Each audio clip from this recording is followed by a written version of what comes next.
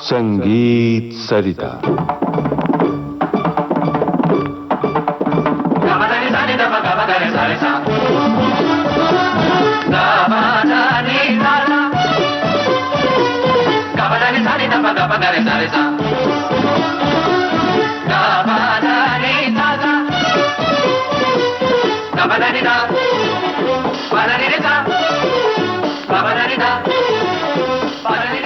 संगीत सरिता कार्यक्रम में हमारे मेहमान हैं प्रसिद्ध सरोद वादक श्री बुद्धदेव दास गुप्ता।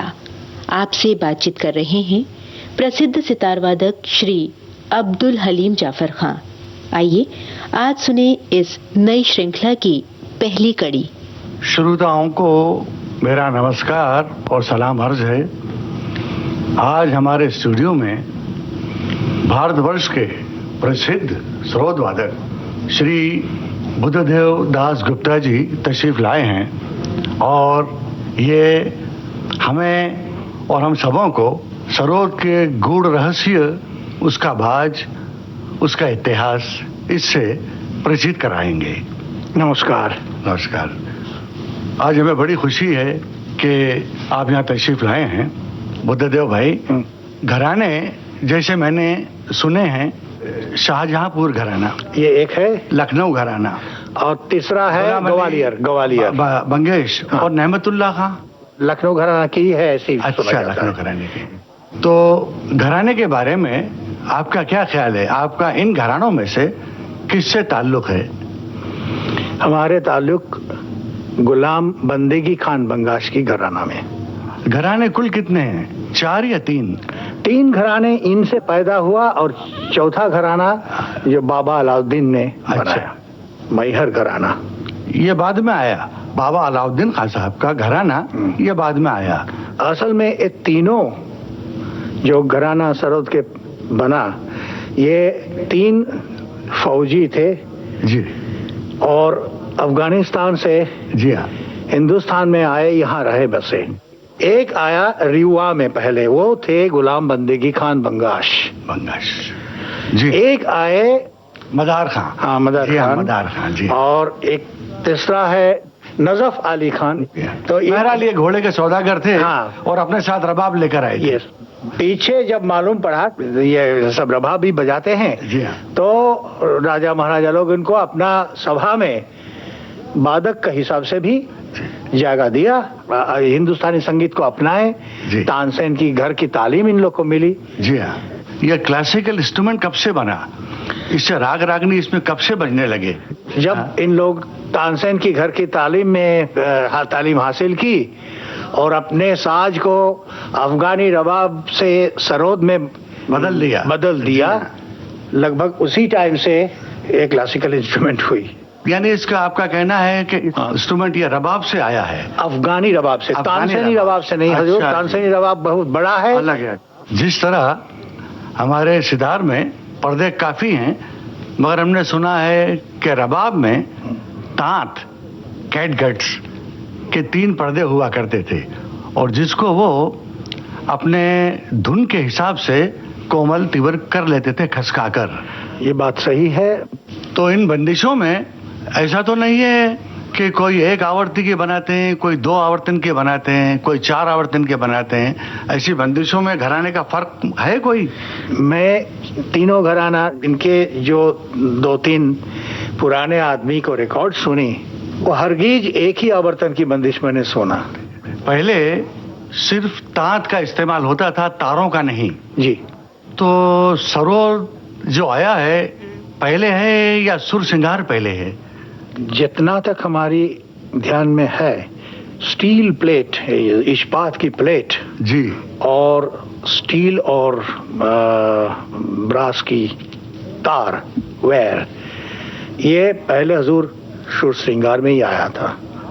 मेरा मतलब ये था कि पहले रबाब में लकड़ी हुआ करती थी, और अब जो है वो स्टील का प्लेट आ गए हैं। जी हाँ, तो ये पहले सुर श्रृंगार में आया है, और सुर श्रृंगार पहले, उसके बाद सरोद आया है।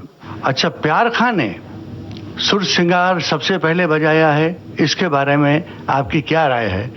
मेरे ख्याल से हुजूर ये जाफर खान, तीनों भाई प्यार खान, जाफर खान, बासत खान, इनको बीच से जाफर खान साहब जिन्होंने सुरसिंगार बनाया ऐसा सुना जाता है, वो पहले तानसेनी रबाब बजाते थे, वो बड़ा वाला रबाब, उसमें भी ये खाल के ड्रम होते थे, लकड़ी के फिंगर बोर्ड होते थे और रोंदा के इस्तेमाल होते। रोंदा बकरी या दूसरा कोई जानवर के अंतड़ी है, सफा और सूखा हुआ। तो एक बार बरसात के वजह से जाफर खान साहब की साज इतना ही दब गया कि उन्होंने बजा नहीं पाए कोई एक महाराज के सभा में। तो उन्होंने महाराज से 2-3 महीना के टाइम मांग लिया कि हुजूर मुझे 2-3 महीना के समय दीजिए, एक दूसरी साज बना के आपके सामने पेश करूंगा, साज भी और हमारे बजाना भी। ये उन्होंने खाल निकाल दिया, सुरबहार की तबली बैठाए, ब्रिज भी सुरबहार जैसा बनाया, ये लकड़ी के फिंगर बोर्ड के बदले स्टील के फिंगर बोर्ड लगाया। यही सुरसिंगार के सृष्टि के बात है। बुद्धदेव जी, गुरु नानक जी के समय में बाला मर्दाना, तो वो जो साज था वो रबाब था ना, विश्रुत था? मैं तो सिर्फ तस्वीर देखा, मालूम होता है उस रबाब सुरूद ऐसी कुछ रबाब से मिलता जुलता है। बिल्कुल। रबाब की आवाज कैसी थी वो जरा हमें आप सुना सकते हैं? सरोद को थोड़ा सा गूंगा बना के उससे कोशिश कर रहा हूं।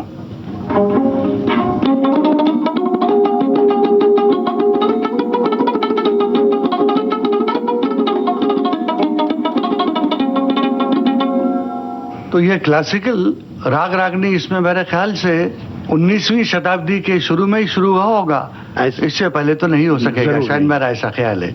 जैसे हम धारा धारा सितार में बजाते हैं, तो सरोद के बोल क्या हैं? सरोद के बोल भी वही डा रा है, लेकिन डा और रा सितार के हिसाब से उल्टा है। अच्छा, यानी जो हमारा दा है वो आपका रा है, जो आपका रा है वो हमारा दा है। इसमें दार दा भी लफ्ज आता है? हाँ, काफी लफ्जें आते हैं जी। डारडा, डार डारडा, दिरदार डारडा, दिरदार डारडा, देरी और द्री, देरी और द्री, द्री में दा रा बहुत जल्दी एक के बाद दूसरा बोलते हैं। तो इसमें आपके गुरुजी राधिका मोहन मोहित्रे जी और उनके गुरु उस्ताद मोहम्मद आमिर खान, मोहम्मद आमिर। तो ये किस घराने से ताल्लुक रखते हैं? बंगाश घराना से। बंगाश घराना है। बंगाश घराना ये हमारे गुलाम बंदगी खान के पोते होंगे, गुलाम आली खान। इनके 3 लड़के थे। सबसे छोटे लड़के नन्हे खान साहब था, जिनके औलद हाफिज अली खान साहब और हमारे अमजद भाई हाफिज अली खान साहब के लड़का, ये एक लीनियज हुई। बीच वाला जो मजला भाई थे वो मुराद अली खान। मुराद अली खान साहब, उनसे हम लोग को तालीम मिली है। मुराद अली खान साहब के औलद नहीं थे, इसलिए वो शाहजहांपुर से एक ऑर्फन, और जिसको बाबा माँ कुछ नहीं थे, इन्हीं को गोद लिया। अडॉप्ट किया उनको, मुतमन्ना। अच्छा। इनके नाम थे उस्ताद अब्दुल्ला खान। अब्दुल्ला खान के लड़के थे मोहम्मद आमिर खान। मोहम्मद आमिर खान से मेरे गुरुजी की तालीम मिली। अब अर्ज ये थी कि पुराने और अभी के सरोद में कुछ फर्क है कि तारों को बदली किया है?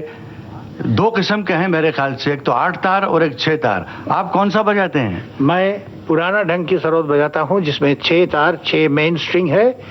और बाबा अलाउद्दीन ने अपने भाई उस्ताद आयत अली खान साहब के साथ मिलजुल के नया ढंग की सरोद पैदा किया। वो जो सरोद, उसकी 8 मेन स्ट्रिंग्स होते हैं, यानी 4 मेन स्ट्रिंग बजते हैं और 4 जिस राग में सरोद मिलाया जाता है उसी के हिसाब से मिलाता जाए।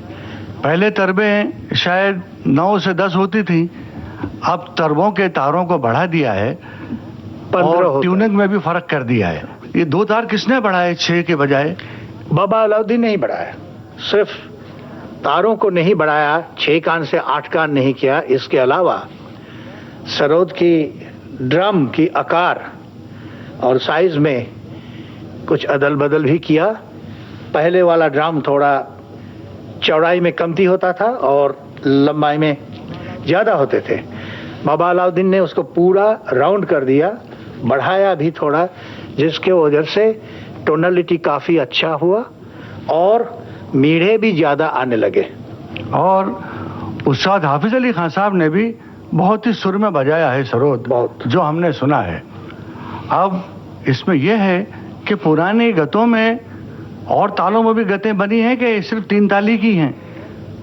जरूर बना होगा, लेकिन मैंने रिकॉर्डिंग में जो जितना सुनी वो तो सिर्फ 3 ताली ज्यादा से ज्यादातर मैंने सुना। लेकिन कहना ठीक नहीं है कि वो दूसरा ताल नहीं जानते। हमारे बुजुर्ग है, वो जरूर काफी ताल जानते थे, बजाते थे भी। मतलब ये है कि इस बाजे में, इसके एवोल्यूशन में हमारे जितने बुजुर्ग हुए हैं, कुछ ना कुछ अपना दान उसमें किया हुआ है। ये जरूर मानना पड़ेगा। बुद्धदेव भाई, पहला राग और पहली गज जो आपने अपने गुरु से सीखी है, उसका जरा नमूना पेश कीजिए। हुजूर समझ लीजिए कि वो बिलावल ठाट के ही सारी गामा को थोड़ा सा इंटरेस्टिंग ढंग में बच्चों के लिए सजा के बनाया हुआ था।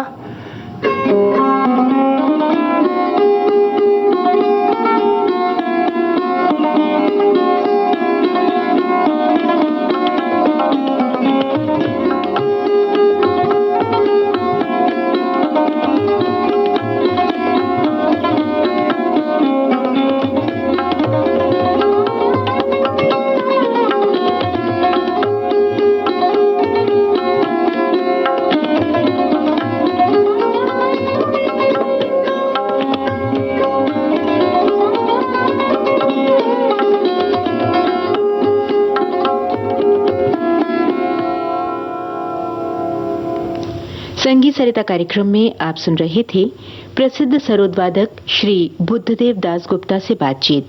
इनसे बातचीत की प्रसिद्ध सितार वादक श्री अब्दुल हलीम जाफर खान ने।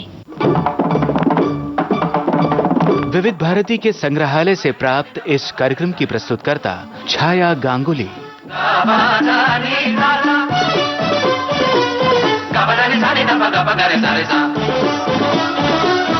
Gabadani